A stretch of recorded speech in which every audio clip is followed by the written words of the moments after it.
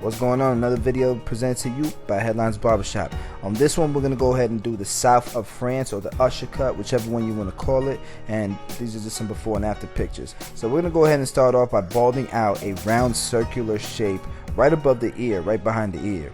And this is the foundation of the cut, so you want to make sure you get that right. Now we're going to go right into the Andes Masters. The blade is all the way open, and we're going to follow the same guideline that we did prior to this one. You want to make sure that all of your guidelines have like that rainbow look, so to speak. Let's get right into the number one guard all the way open. And again, we're going a ½ inch to an inch up, and we're going to follow the same rainbow guideline. Keep all these guidelines in proportion to one another, right? This is helping you create that South of France look. Now let's go right into the number two guard all the way open. And as you get near the ridge of the head, you want to scoop up. You don't want to dig into the cut, because you'll just be giving yourself more work.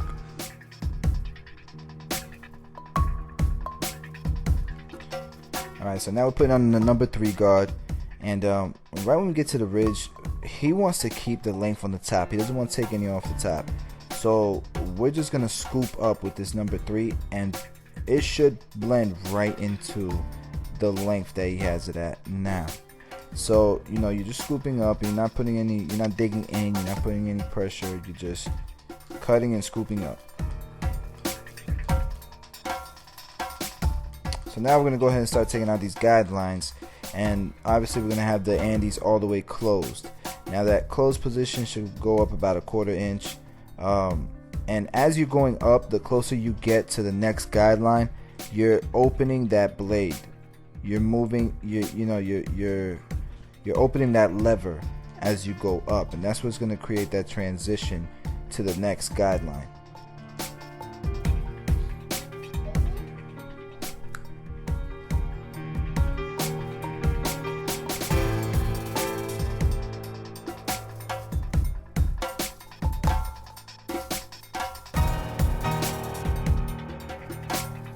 If you have trouble with this part, a great way to do it is every ½ inch that you go up towards the next guideline, you open it up, open the lever a couple of notches.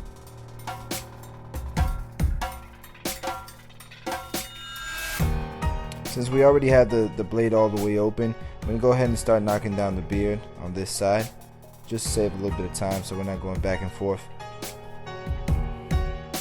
Alright, so now we got the number 0 guard, and from the closed position, we're going to open it up one notch and start removing that next guideline, going up about a ½ inch. And as we go up closer to the next guideline, we're going to be opening that lever, opening that blade.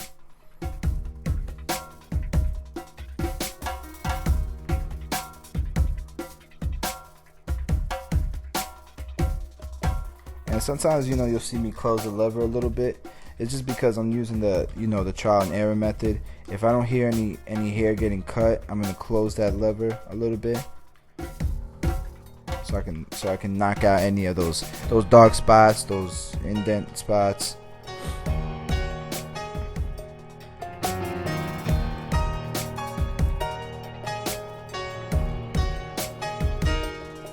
You want to cut against the grain throughout the whole process.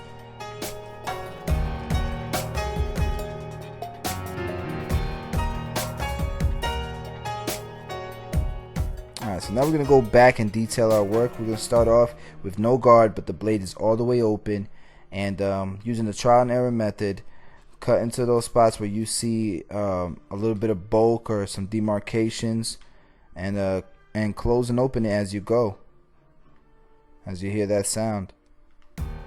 Cool, so let's take out that next guideline. Let's remove that bulk with the number 2 closed.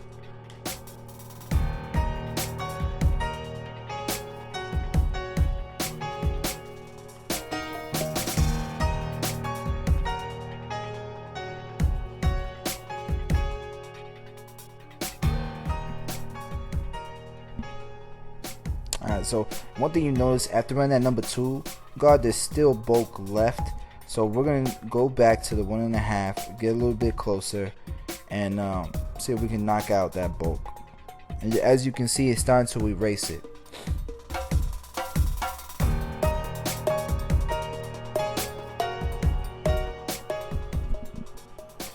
May need to close it, the number 1 guard, just a little bit and really get that bulk out,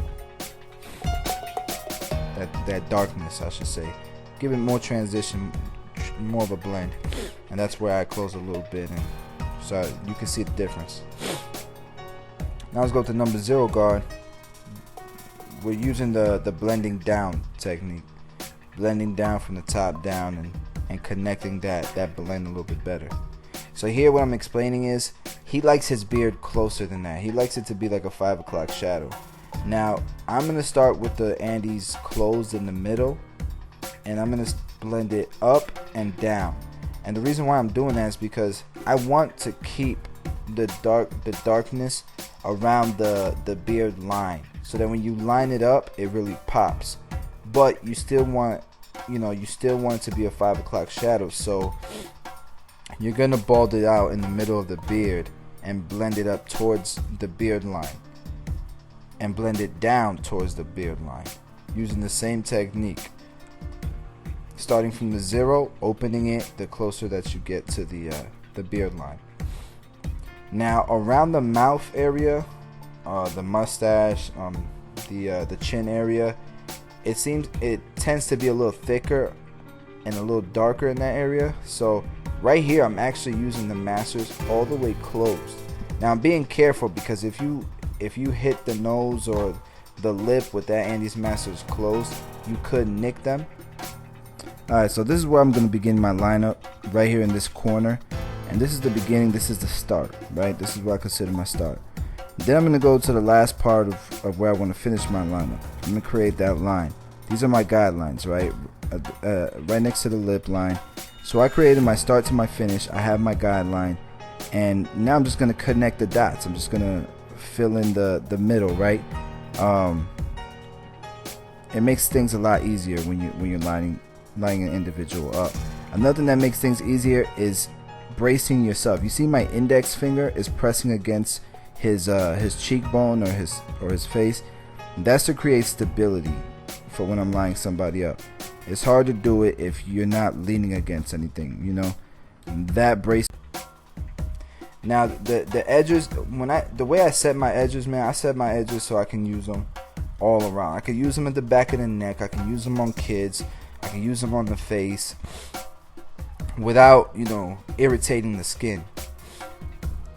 And the reason why I do that is because I use the razor. So it's important for me to be able to use those edges on everybody, and then clean it up with the razor, because there's no trimmers that can get closer than a razor can. And you'll see the difference that it makes.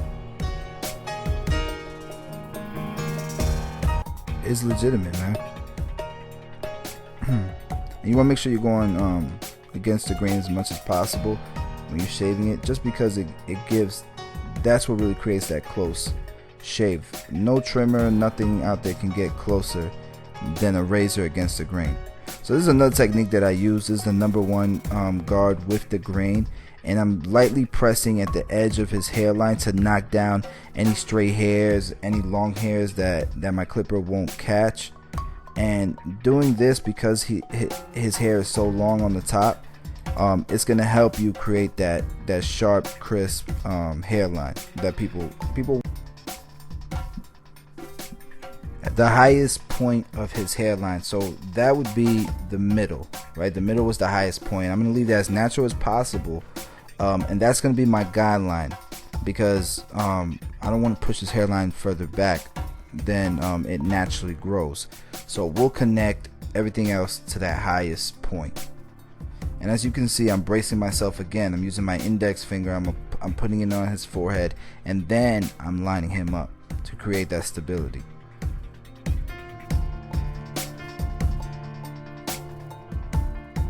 That's important, guys. And you can comb the hair down throughout the lineup and make sure you're catching any long hairs, any stray hairs.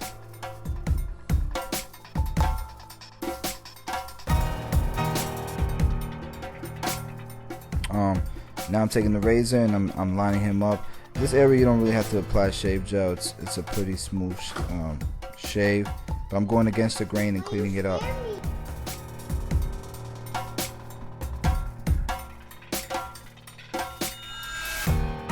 Alright, so right here, right below his lip, he doesn't want me to push it down on the line. He wants to keep it natural, and naturally it's kind of curved. But I'm gonna clean up below the lip and stuff with the trimmer, and then I'll do all the detail work with the razor.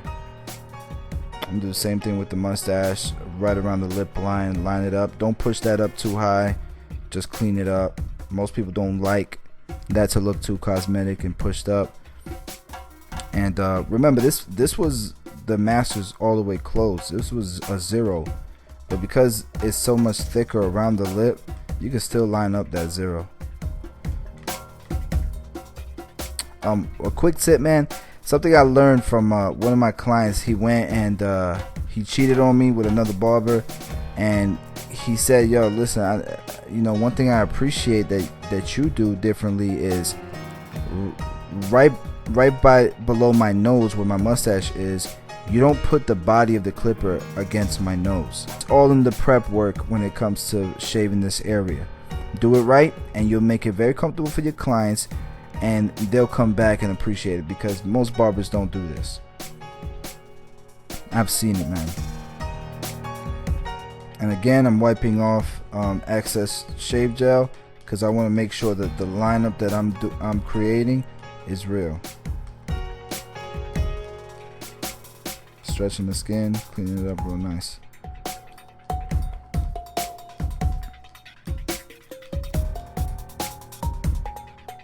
Alright, and now I'm going to do this part where I told you I'm going to do most of the detail with the razor.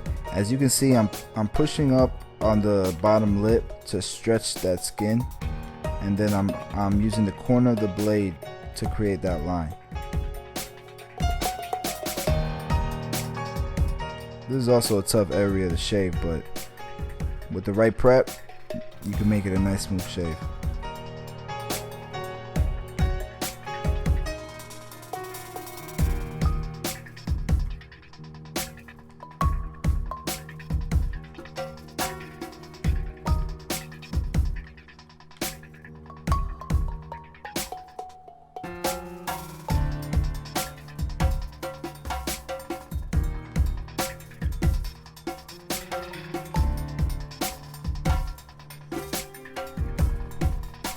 Alright, so this is a real important part. I use the Wall 5-star shaver, and this saves me time, but it also allows me to get in those hard areas where the razor will tend to nick someone. It also allows me to get a closer shave towards the neck area where people normally break out. And I'll just pass this throughout the face just to clean up whatever my razor didn't catch, man. But this is a dope tool right here, the Wall 5-star shaver shaper. And I'll even use this on the back of the neckline, because people with curly hair, they tend to bump up in the back of the neck. So instead of applying the razor to the back of the neck, I'm going to use a shaver real quick and clean that up. That's another good tip. And that's it. That's the finished product. Always use some alcohol, some aftershave cologne, and be sanitary, man, and clean up their face. Customers know the deal. They know if you don't use this, you're not a real barber.